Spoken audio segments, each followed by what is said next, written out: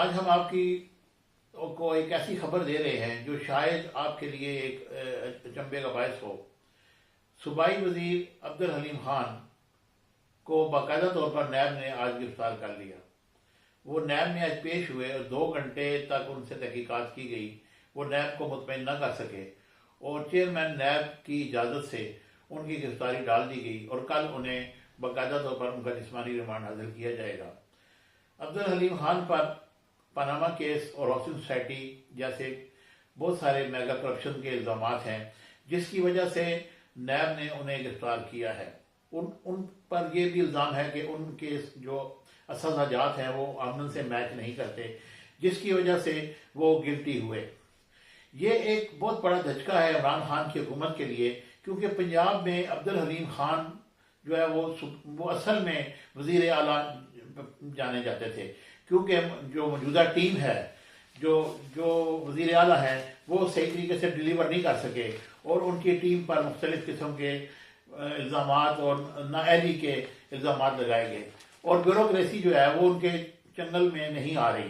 Bureaucracy باقاعدہ طور پر ان کے لیے اس طریقے سے ڈیلیور نہیں کر رہی جس طرح کرنا چاہیے۔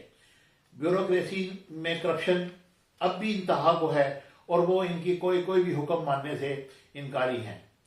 بعض اوقات اسپیکر پنجاب اسمبلی پرویز الہی صاحب نے بھی ان کو ٹوکا کہ آپ حکومت میں ہیں، اپوزیشن میں نہیں، باقاعدہ تیاری کر کے آیا کریں اور سوالات کے جواب صحیح دیا کریں، لیکن وہ ڈیلیور کرنے میں ناکام ہو چکے ہیں۔ ابھی تک پنجاب اسمبلی میں کوئی بھی انہوں نے قانون سازی نہیں کی اور بس ایک دوسرے پر الزامات اور 35 سال کے تانے اور اس طرح کی چیزیں کرتے ہیں، جس کی وجہ سے عوام ان سے ناراض ہو چکے ہیں۔ مہنگائی کا ایک طوفان ہے جو تھمنے کا نام نہیں لیتا۔ عمران خان اس وقت انتہائی پرابلم میں ہے۔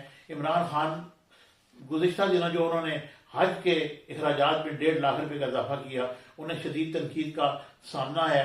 اس کے علاوہ مہنگائی ہے، ڈالر کی قیمتیں ہیں اور تجارت میں بھی انہیں خسارہ ملا ہے، اور آئندہ بھی ابھی تک کچھ نظر نہیں صورت نظر نہیں آ رہی کہ وہ شاید اس کو ڈیلیور کر سکے۔